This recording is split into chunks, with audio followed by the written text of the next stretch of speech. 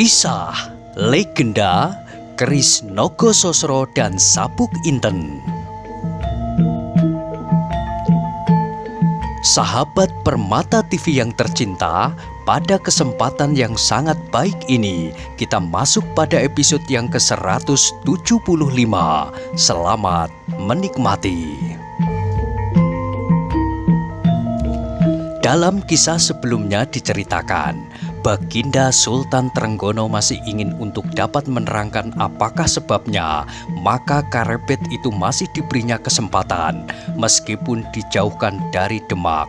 Tetapi tidak saat ini, sebab apabila perempuan itu telah dikuasai oleh perasaannya, maka setiap pertimbangan akan tersisihkan.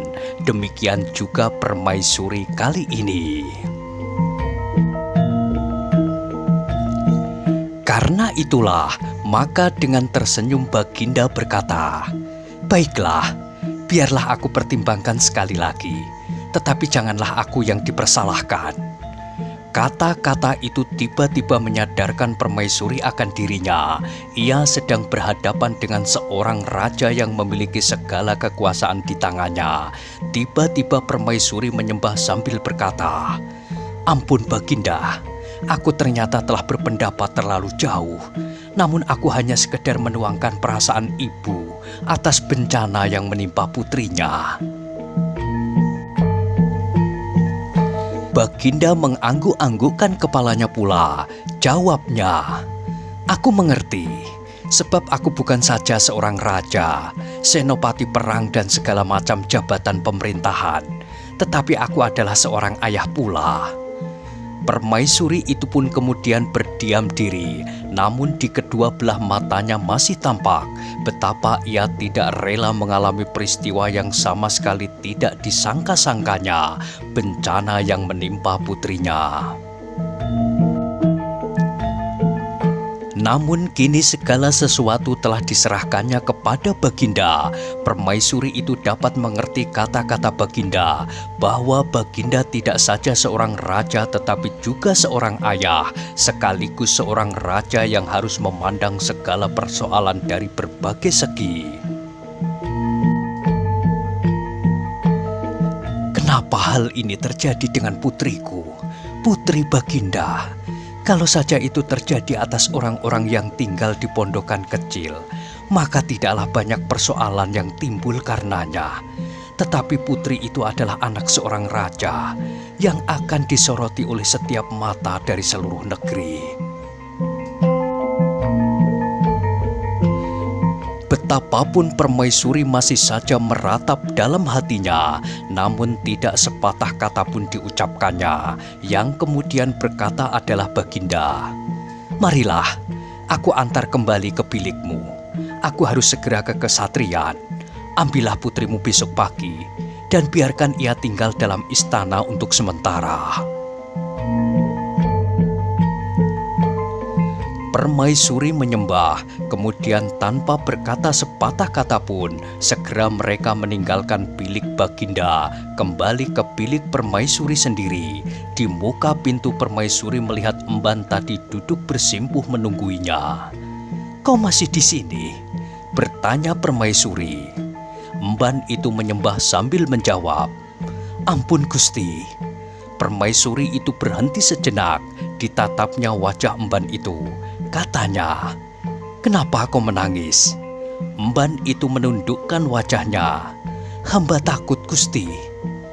"Apa yang kau takutkan?" Emban tidak menjawab, tetapi sesekali ia menyembah dan kepalanya semakin tunduk. "Jangan takut," berkata permaisuri.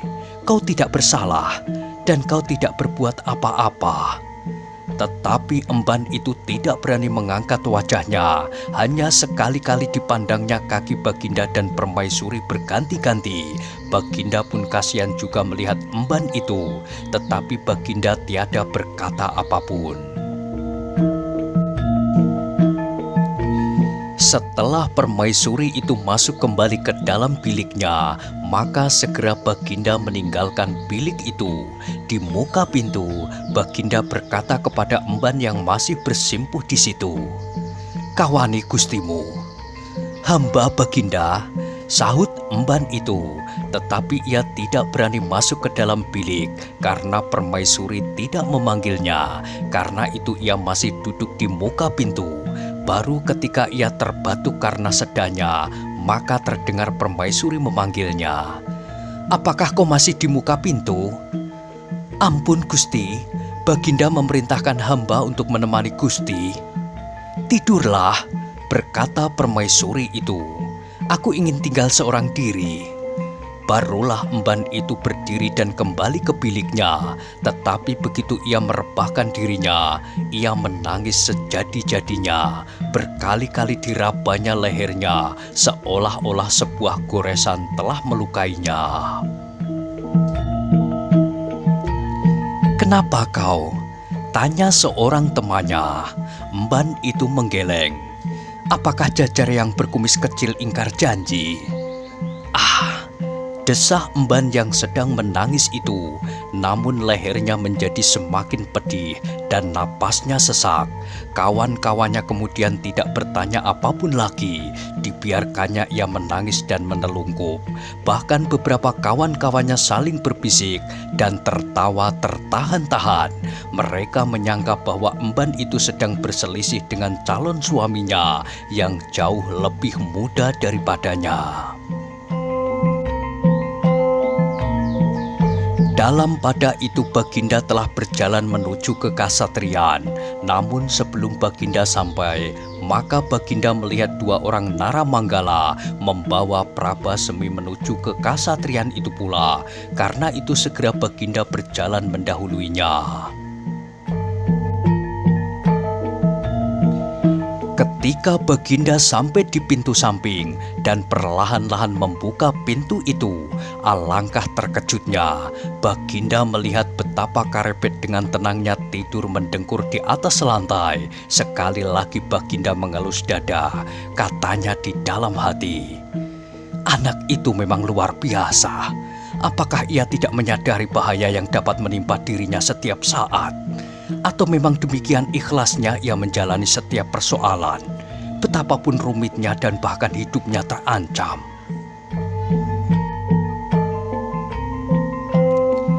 Baginda menarik nafas. Kekagumannya kepada Karepet menjadi semakin bertambah-tambah.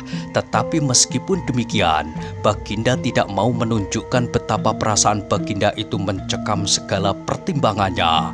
Karena itu, dengan serta-merta Baginda menutup dengan kerasnya daun pintu itu, sehingga berderak-derak keras sekali.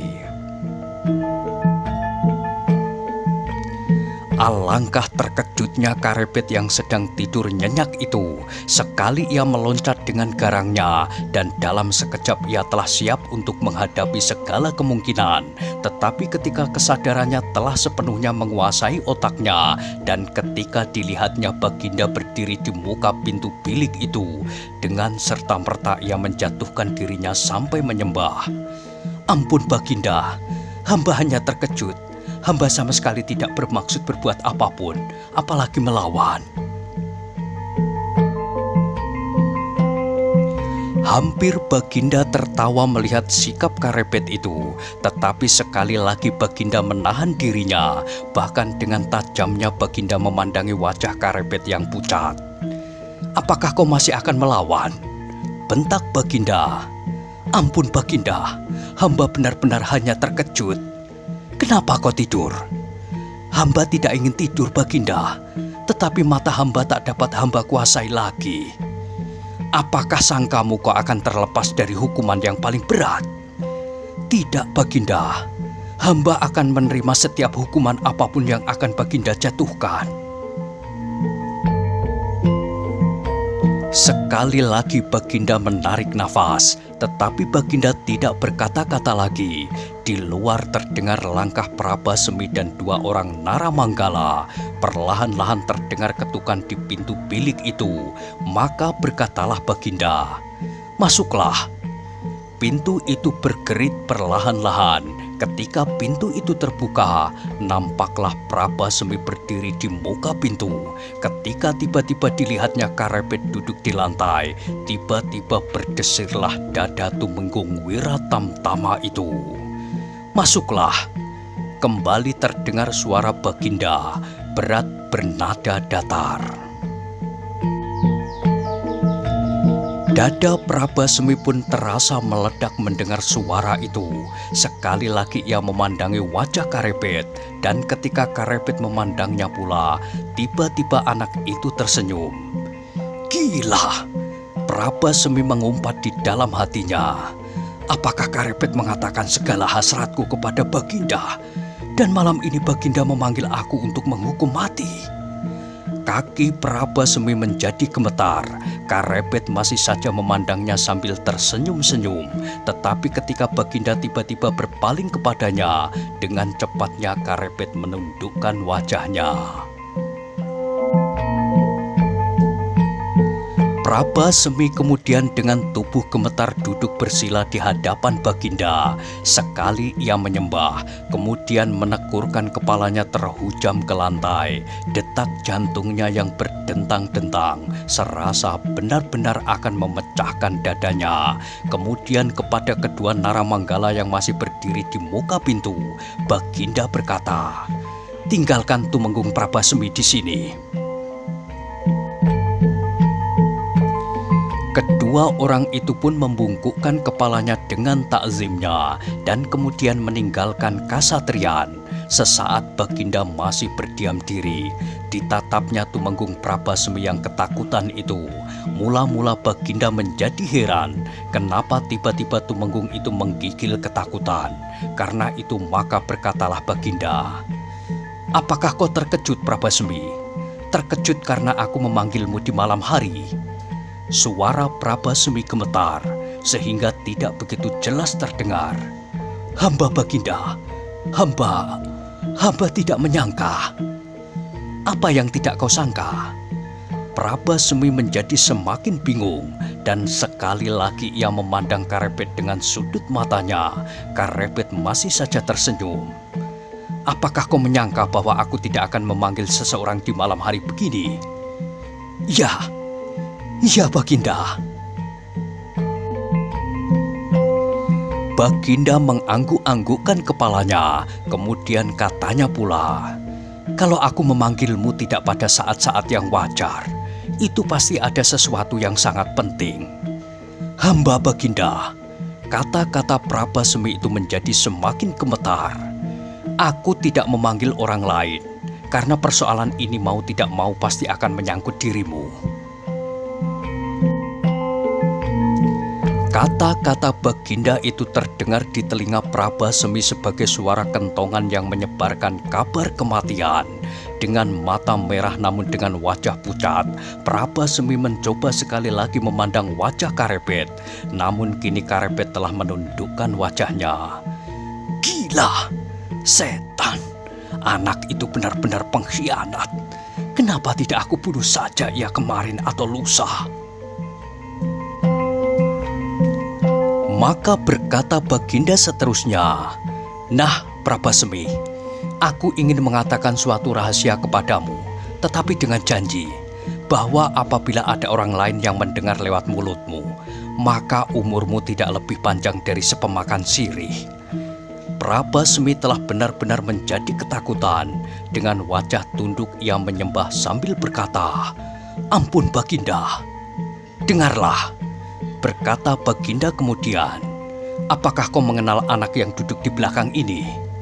Prabasmi mengangguk, tubuhnya menggigil seperti kedinginan. "Hamba tuanku." "Kau kenal namanya?" "Hamba Baginda." "Siapakah dia? Dan dari kesatuan apa dia?" Darah Prabasmi seolah berhenti karenanya, namun ia berusaha menjawab, "Ampun Baginda, namanya Karebet. Dari kesatuan hamba pula, Wiratamtama." Baginda mengangguk-anggukkan kepalanya, namun Baginda menjadi semakin heran melihat sikap Prabasmi. Bahkan Karebet pun menjadi geli pula, sehingga untuk sesaat ia dapat melupakan nasibnya sendiri. "Prabasmi," berkata Baginda pula, "dahulu aku menyerahkan anak itu kepadamu. Tetapi sekarang anak itu akan aku ambil darimu." Prabasemi terkejut mendengar kata-kata Baginda yang tidak disangka-sangka itu, sehingga karenanya ia bahkan menjadi bingung. Sesaat ia menatap wajah Baginda, dan sesaat pula ia memandang wajah Karepet. Tumenggung itu baru sadar ketika didengarnya Baginda berkata seterusnya, "Sejak saat ini, Karepet bukan Wiratamtama lagi." Kembali Prabasemi terkejut, tetapi Karepet sudah tidak mampu lagi untuk tersenyum. Kepalanya yang lemah itu terkulai tunduk, sedang nafasnya berangsur-angsur menjadi semakin cepat. Prabasemi yang kebingungan itu masih belum dapat menangkap maksud Baginda, sehingga tanpa sesadarnya ia bertanya, "Kenapa Baginda?" Baginda mengerutkan keningnya dan tiba-tiba Prabasemi menyembah. "Ampun Baginda, maksud hamba, bagaimana perintah Baginda?" Baginda menarik nafas kemudian berkata, "Prabasemi, kau adalah seorang tumenggung yang kini sedang mendapat beberapa kepercayaan. Aku tidak mempersoalkan peristiwa ini kecuali dengan kau, karena kau adalah pemimpin langsung dari anak muda yang bernama Karepet. Sedang kepada Kakang Patih pun, sama sekali aku tidak memberitahukannya. Tetapi sekali lagi dengan janji, apabila seseorang mendengar persoalan ini dari mulutmu, maka bagimu akan segera disediakan tiang gantungan." Hati Prabasemi yang tinggal semenir itu kini telah berkembang kembali. Sedikit demi sedikit ia dapat mengurai keadaan, apalagi ketika Baginda berkata, "Prabasemi, Karepet telah berbuat kesalahan terhadap keluargaku." Tiba-tiba Prabasemi seakan bersorak kegirangan. Inilah soalnya, jadi bukan dirinya lah yang akan dihadapkan ke tiang gantungan, tetapi agaknya anak yang bernama Karepet itu. Karena itu maka Prabasemi itu kini sudah tidak menggigil lagi. Meskipun demikian, ia masih mengumpat-umpat di dalam hatinya. Demit itu masih juga sempat mengganggu orang pada saat nyawanya sudah di ujung ubun-ubun, katanya di dalam hati. Dan karena itulah maka tiba-tiba Prabasemi menyahut kata-kata Baginda dengan jawaban yang tak disangka-sangka oleh Baginda. "Ampun Baginda, sebenarnya lah demikian.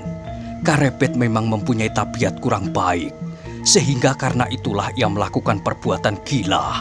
Dengan berbuat demikian, bukankah ia telah menghinakan tidak saja keluarga Baginda, tetapi justru adat Demak telah dihinakannya pula.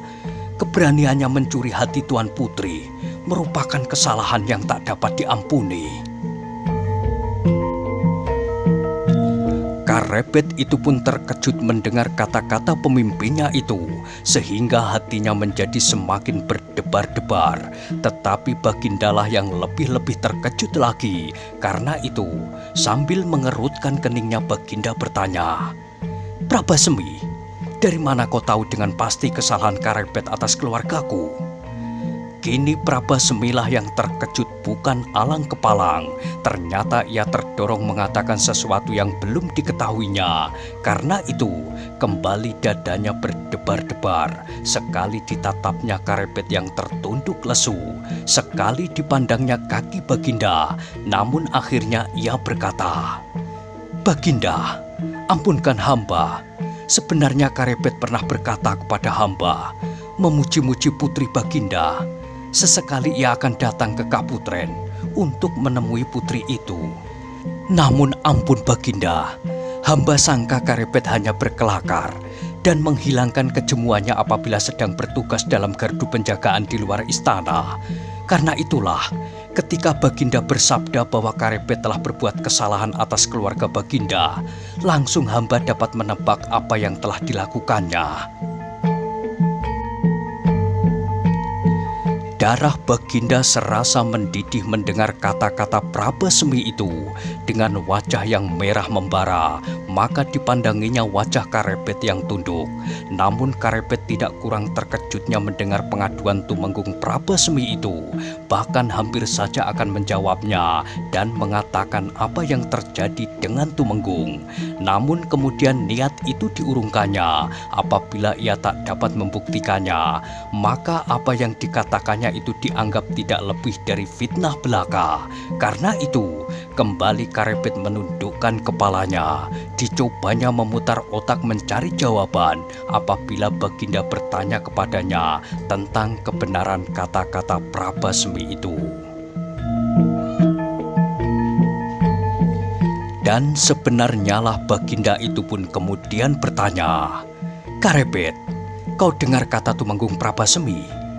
"Hamba Baginda," jawab Karebet sambil menyembah. "Apa katamu tentang itu?" "Sebenarnya hamba memang pernah berbuat demikian, Baginda." Jawaban Karebet itu benar-benar tak disangka-sangka oleh Tumenggung Prabasemi. Ia mengharap Karebet akan membantahnya dan bercerita tentang bermacam-macam persoalan. Dengan demikian, Tumenggung itu akan dapat membuat Baginda semakin marah dengan menuduhkan bahwa untuk mengurangi kesalahannya, Karebet telah membuat fitnah. Tetapi ternyata Karebet justru membenarkan kata-katanya. Baginda itu pun menjadi heran. Kemarahannya yang telah memuncak tiba-tiba mereda kembali mendengar jawaban itu. Meskipun demikian Baginda itu membentaknya. "Kenapa kau berbuat demikian, Karebet?" "Baginda," jawab Karebet, "ampunkan hamba. Sebenarnya setelah melihat putri Baginda, hamba menjadi seorang yang tak dapat menilai diri sendiri. Sekali-sekali hamba pernah mempercakapkannya dengan Ki Tumenggung karena hamba tidak mempunyai orang tua lagi semenjak ibu hamba meninggal setelah ayah Kebu Kenanga meninggal pula. Itulah sebabnya, maka hamba hanya dapat mengadu kepada pimpinan hamba yang hamba anggap sebagai ayah bunda hamba. Apalagi kebiasaan Ki Tumenggung mirip dengan kebiasaan Eyang Pangeran Handayaningrat almarhum, mengurai rambut dan menyangkutkan ikat kepala di lehernya. Itulah sebabnya hamba terlalu percaya kepada Ki Tumenggung dan hamba katakan apa yang tersimpan di hati hamba tanpa berprasangka." "Bohong!" Tiba-tiba Tumenggung Prabasemi memotong Karebet. Namun sebelum ia berkata lebih lanjut, disadarinya bahwa di hadapannya Sultan Trenggono sedang duduk mendengarkan kata-kata Karebet itu. Karena itulah, maka dengan gugup Prabasemi menyembah sambil berkata, "Ampun tuanku." Sultan Trenggono mengerutkan alisnya. Ya, sebenarnya lah anak yang diambil dari jalan ini bukanlah anak kebanyakan. Ketika Karebet menyebut nama Kebu Kenanga dan Pangeran Handayaningrat, betapa mereka mempunyai perbedaan pandangan dalam pelbagai persoalan. Namun runtuh juga belas kasihan Baginda kepada Karebet yang yatim piatu hampir sejak kanak-kanak. Meskipun demikian, anak itu mampu memiliki kekuatan lahir dan batin yang mengagumkan. Kini Sultan Trenggono dihadapkan pada suatu masalah yang sangat pelik. Akan lebih mudah menghadapi daerah yang memberontak daripada persoalan putrinya. Maka akhirnya Baginda berkata, "Prabasemi, Karebet aku ambil kembali. Anak itu akan aku jauhkan dari pusat kerajaan. Aku jauhkan sejauhnya dari istana. Biarlah ia menjadi pembantu Arya Palindih dalam tugasnya mengawasi Bandar Bergota." Prabasemi benar-benar terkejut mendengar keputusan itu, seperti juga Karebet yang terkejut bukan kepalang. Karebet yang telah merasa bahwa umurnya akan tinggal seujung malam itu, tiba-tiba merasa dirinya hidup kembali. Karena itu dengan serta-merta ia bertiarap di kaki Baginda. Anak yang aneh itu, yang seakan-akan tidak pernah merasakan sedih dan duka dan kesulitan-kesulitan hidup yang lain, tiba-tiba menangis di bawah bawah kaki Baginda, bukan karena ia akan hidup lebih lama lagi, namun terasa olehnya betapa kasih Baginda itu kepadanya.